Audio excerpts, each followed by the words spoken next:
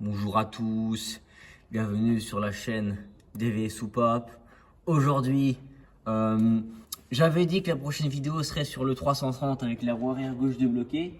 Sauf que là, je suis actuellement sur le 440 et c'est pas un problème de roue, c'est un problème de pompe à injection. Alors comme vous pouvez le voir, hein, là il y a le piston de la pompe le numéro 3 et le numéro 1 qui jouent à chat perché. Ils sont grippés en position haute. Donc le but de la vidéo, ça va être de je vous montrer comment on défait ça. Après on va tout dégripper, tout mettre bien. Et puis après ça va aller impeccable. Là, j'essaie de voir en fait. Alors je crois que j'ai trouvé. Mais en fait c'était juste ça à défaire le... Là. Il y a ça. Bon, bah, moi je l'ai enlevé. Et lui je viens de voir qu'il s'est levé. Donc je pense que c'est ça. Parce que spoiler, comme toute chose qui arrive sur ma chaîne, je l'ai jamais fait. Mis à part pour la culasse du Renault.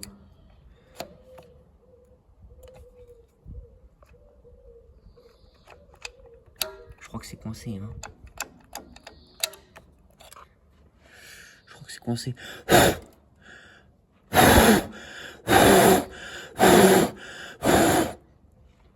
Ce qui me broie, c'est que je n'y vois pas plus clair. Attends.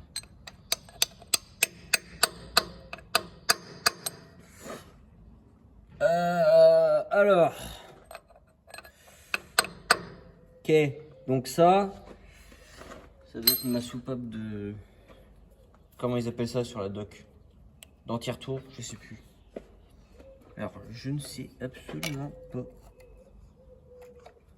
Ok, donc ça vient.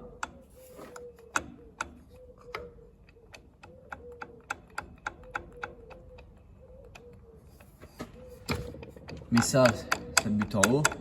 Ok. Donc, là, c'est là que mon outil magique qui rentre en jeu. Magnifique. Pince à ressort de soupape Briggs et Stratton qui va aujourd'hui fonctionner sur du Zetor. J'ai pas pris dans mon sens. Alors, j'espère que je vais avoir la place. Parce que comme je filme en même temps, le téléphone et le trépied me gênent un petit peu quoi. Ouais, c'est bon, c'est bien pris.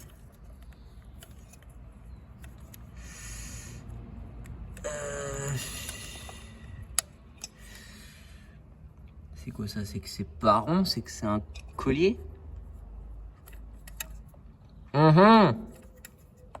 Mystère.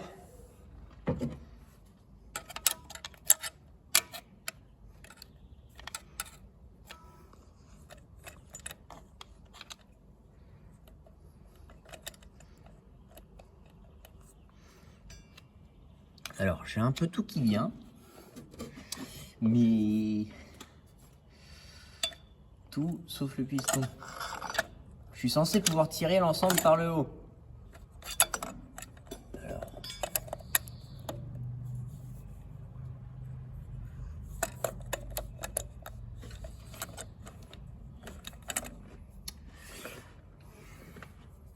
Bon alors les enfants, que je vous explique.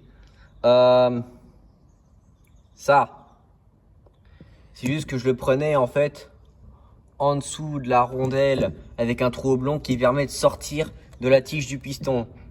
Et comme le bordel était coincé en position haute, bah je galérais comme un porc. Bon bah là j'ai tapé un petit peu, il est redescendu comme vous le voyez. Et la petite rondelle, je sais pas si ça va se voir. Ah putain, c'est foutu de travers la conne. Tu vois, mais elle là, avec sa petite fente. Donc là, c'est un peu laborieux. C'est un peu laborieux d'essayer de sortir tout ça. Si jamais j'arrive à foutre le trépied comme il faut, j'essaie de vous fournir des plans de qualité. Avec un trépied qui ne l'est pas trop, mais bon.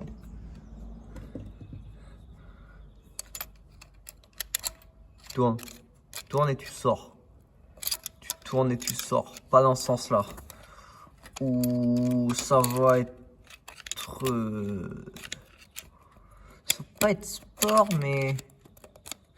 Je suis pas sûr que ce soit la méthode constructeur, tout ça là, d'y aller au tournevis. Mais bon, tant que ça fonctionne, moi je dirais. Hein. Moi justement, tant que... Je vais quand même pas devoir faire tourner le moteur à la main parce qu'il y a mon piston qui me fait yesh. Parce que le bordel est en position de monter. Et bah je crois bien que si, je vais devoir faire ça. Je fais quoi si je fais ça? Là!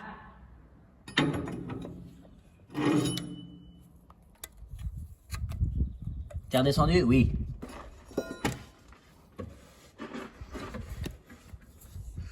Bon, alors. Ça. Bah, du coup, faut que je... Bah, je suis même pas sûr, en fait. Parce que comment t'expliquer que là, en fait, le piston, il est... Bah, pas grippé. Ouais.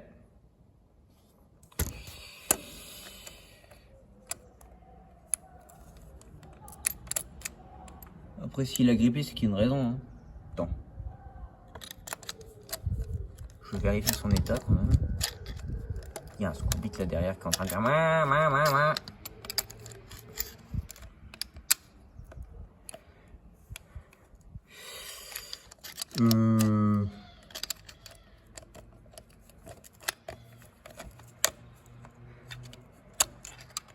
Bref, vous avez saisi l'idée. T'as un... Oh merde! T'as un trou oblong.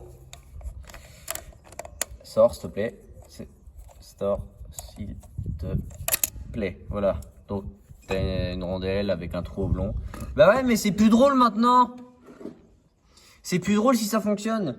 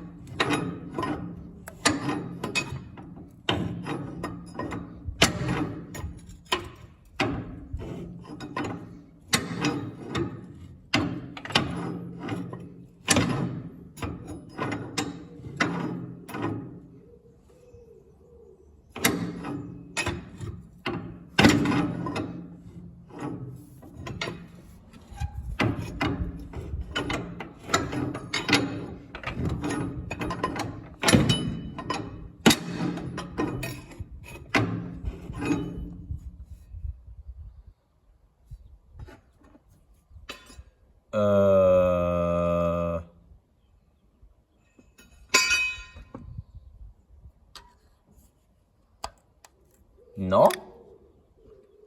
Comment ça, mon ref?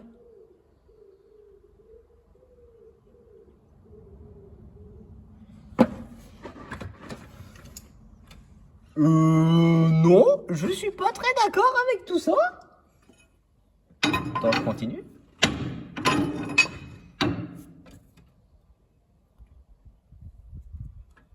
Ah.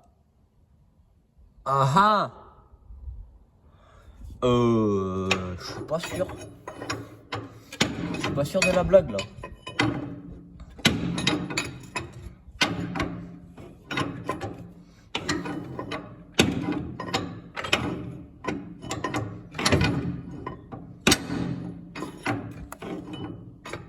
Ouais. Ouais. Allez.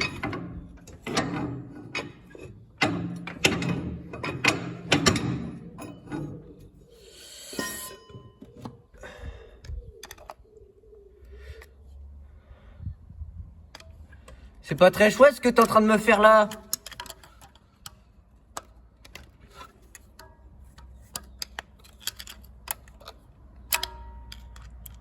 Merde. Reste là. Gentil. Tu... Ça... Puis il y a lui là aussi, putain, qui fait chier. Attends, les émotions que je ressens à ce moment même, on peut pas dire qu'elles sont positives.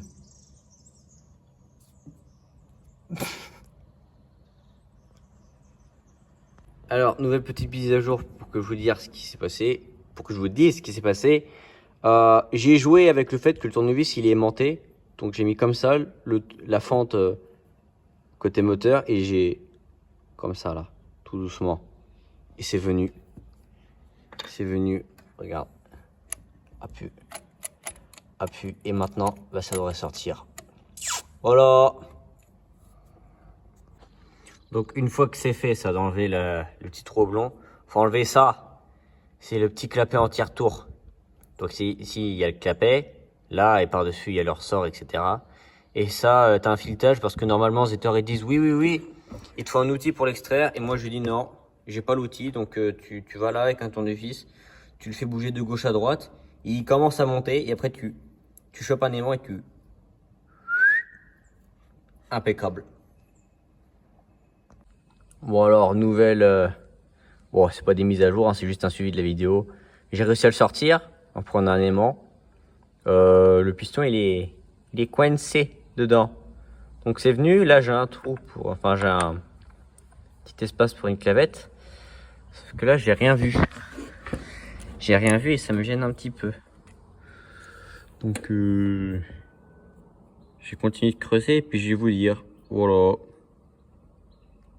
Bon alors les enfants, petit point éducatif sur le fonctionnement de la pompe. Bon, alors, déjà là, regarde, je vais t'expliquer comment que ça marche. Là, ton piston et tout, ça vient là-dedans. Ça vient là-dedans et tout au fond, ah putain, tout au fond là, vous voyez, il y a deux crans. C'est le... Attends, c'est comme ça là. Là ici il y a une petite gorge, donc pour te dire que celui-là, il va là. Hop là. Ça descend là-dedans. Comme ça, bref. Voilà, là c'est bon, là c'est dedans. Là c'est l'ensemble qui tourne, mais c'est pas normal parce que c'est le piston qui a serré dans sa chemise. Sa chemise là. Les deux petits trous qu'il y a sur le côté, c'est pour venir...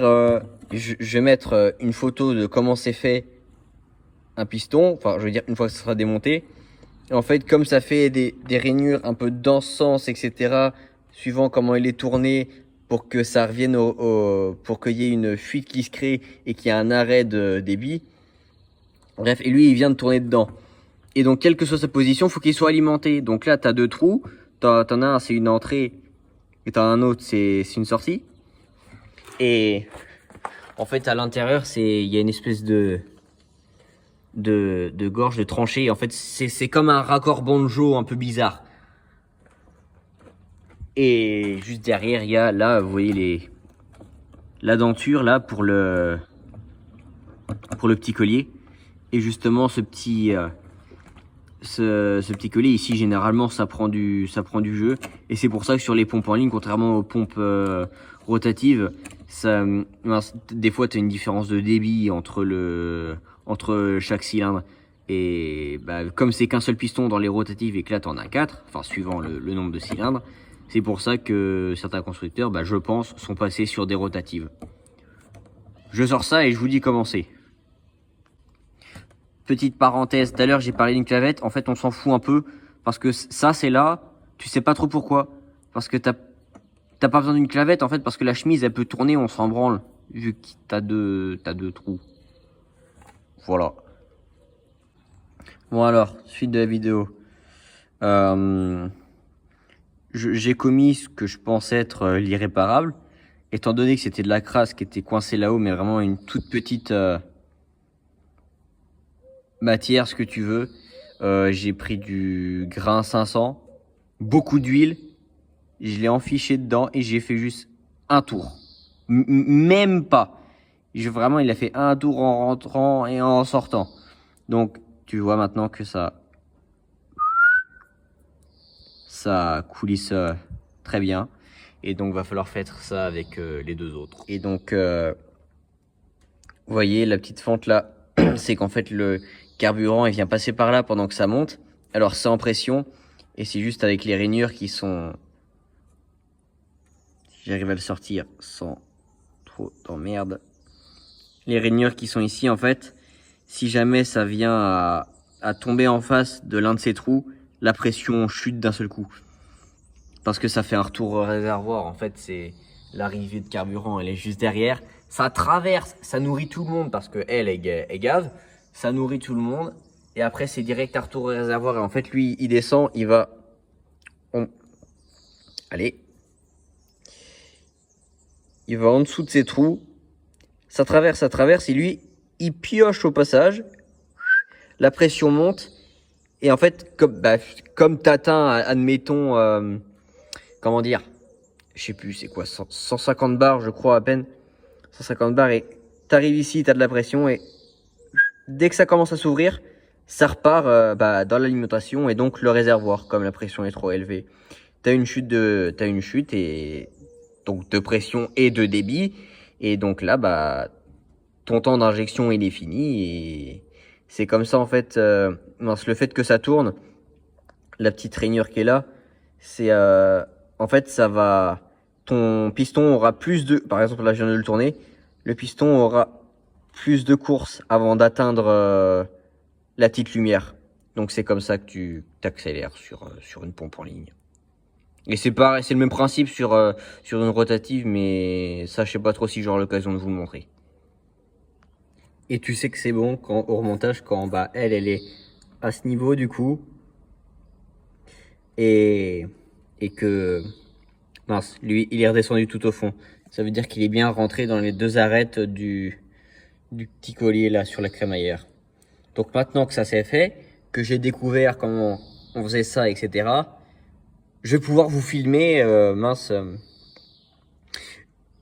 je vais pouvoir vous filmer comment on fait. Avec une petite touche musicale.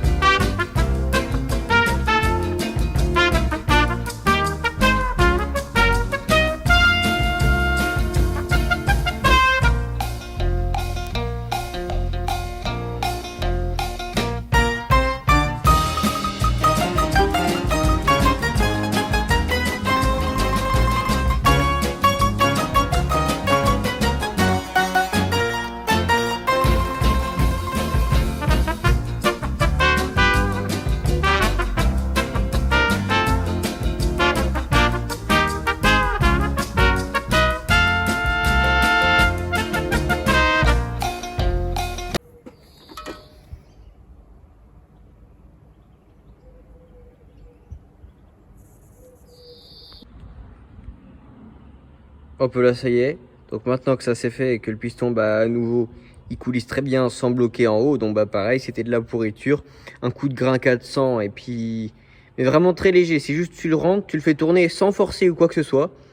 Ça vient enlever la matière qui est là et puis ça va très bien, ça rentre, ça tourne, impeccable. Donc maintenant la même séquence, mais pour le remontage.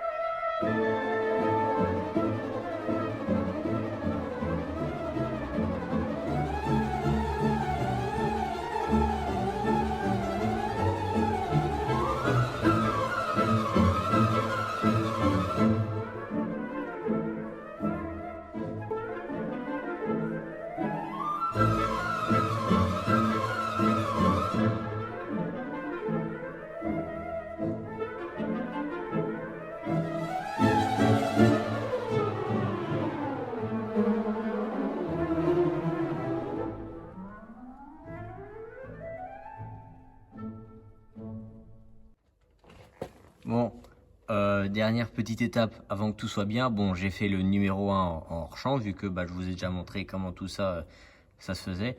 Je vous montre ça, c'est le clapet en tire-tour de refoulement. Donc c'est pour éviter que ta pression ait chute une fois que tu as fini ta phase de refoulement et que ça doive regaver en plus avant que la pression monte. Donc là, si vous voulez, ici, c'est grippé, c'est pareil que les injos, enfin les pistons de la pompe. Et là, si tu veux, tu viens sortir un peu, si j'y arrive. Ok, c'est pas gagné. Non, je suis naze. Derrière, tu vois le petit clapet. Donc, tu le pousses pour le forcer à sortir. Et une fois qu'il est sorti, ce que tu fais, c'est... Ouais, vous voyez, ouais, il est là. Ça n'a pas l'air de faire la mise au point. Mais c'est pas grave. Ce que tu fais, c'est que pareil, tu prends du grain 400 et je vais essayer de le faire. Vraiment, tu passes très léger. Comme ça là sur le bord, vu que c'est ça qui coulisse, hein. Et déjà là, il est où? Il est là. Bon, c'est pas encore ça, mais déjà je peux le faire à la main. Donc là, tu réinsistes un peu. De toute façon, ici, on peut insister un peu parce que, bon, s'il y a du jeu, c'est que c'est mort. Mais tant que ça coulisse bien comme il faut, ici, il n'y a pas d'étanchéité qui se fait. C'est ici. Et je vous montrerai après, c'est comme qu'ils disent dans la documentation technique Zetor, tu prends voilà, regarde. Ça va tout seul. Bon, si j'arrive à l'enficher, tout seul. Et ça tourne. Voilà. Et une fois que tu es arrivé à ce stade-là, ce que tu fais, c'est que tu prends de la pâte à rôder fine, qui est juste ici. Et tu viens faire pareil que pour des soupapes. Alors, si j'arrive à le montrer, t'en mets un. Ça fait pas la mise au point, c'est pas très agréable pour vous, je suppose. T'en mets un peu comme ça là. Et tu viens le mettre comme ça. Putain. Allez, tu vas rentrer. Fin de Dieu. Ok, très bien. Une fois que c'est rentré, tu viens le rôder un petit peu comme ça. Pas très très fort. Tu vas doucement.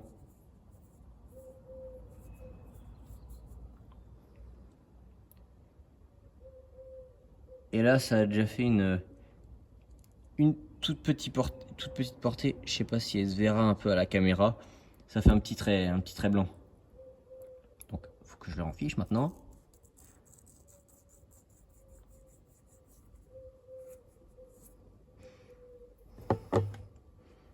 Je le refais juste par sécurité. Hein. Et là, il y a juste au bout du truc, il y a une petite portée qui vient de se faire. Voilà, maintenant je vais remonter et on passe au démarrage.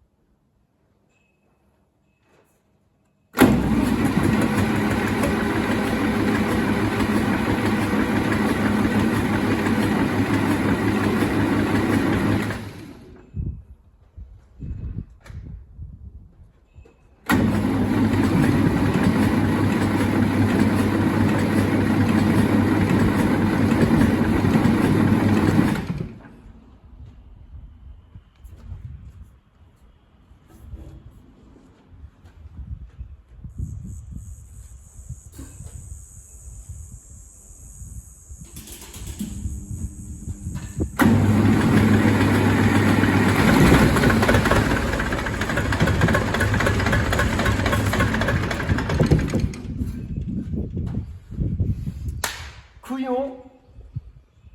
C'est ça de faire des efforts, ça finit par payer, putain.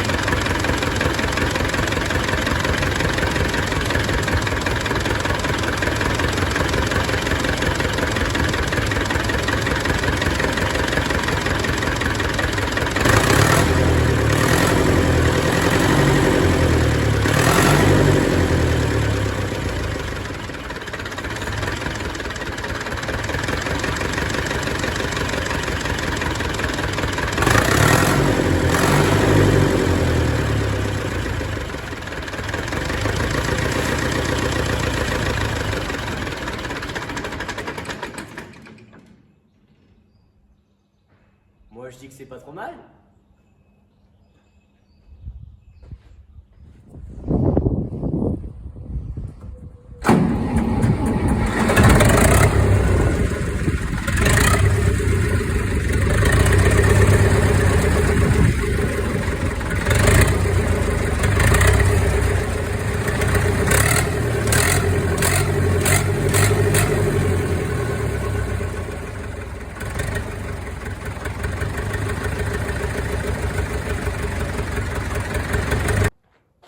Donc voilà où on en est pour l'instant. Le tracteur démarre, roule comme vous pouvez le voir. Hein. Maintenant il est ici à côté du Renault, contrairement à devant le 3042. Mince, il tourne très bien, le relevage fonctionne, etc. Comme pour le 3042, je vais continuer à faire d'autres trucs en off, comme par exemple le contacteur à clé, etc. qui sont pas bons, la vidange et un tas de choses comme ça. Et mince, il y aura une prochaine vidéo qui va arriver sur celui-ci. Que j'ai acheté il y a pas longtemps. Ça va être un redémarrage comme pour le 3042, mais lui ça va être un peu plus laborieux, bon parce que il a passé 30 ans sous un arbre. Toutes les soupapes sont collées, il n'y a pas un pet de contre-pression quand tu le fais tourner à la manivelle. Et mince, les coulisseaux de boîte, ils sont tous bloqués dedans, donc ça va faire du boulot, mais ça sera intéressant. J'espère que la vidéo de réfection de la pompe à injection de celui-ci vous aura plu. On se retrouve pour une prochaine fois et je vous dis bonne soirée.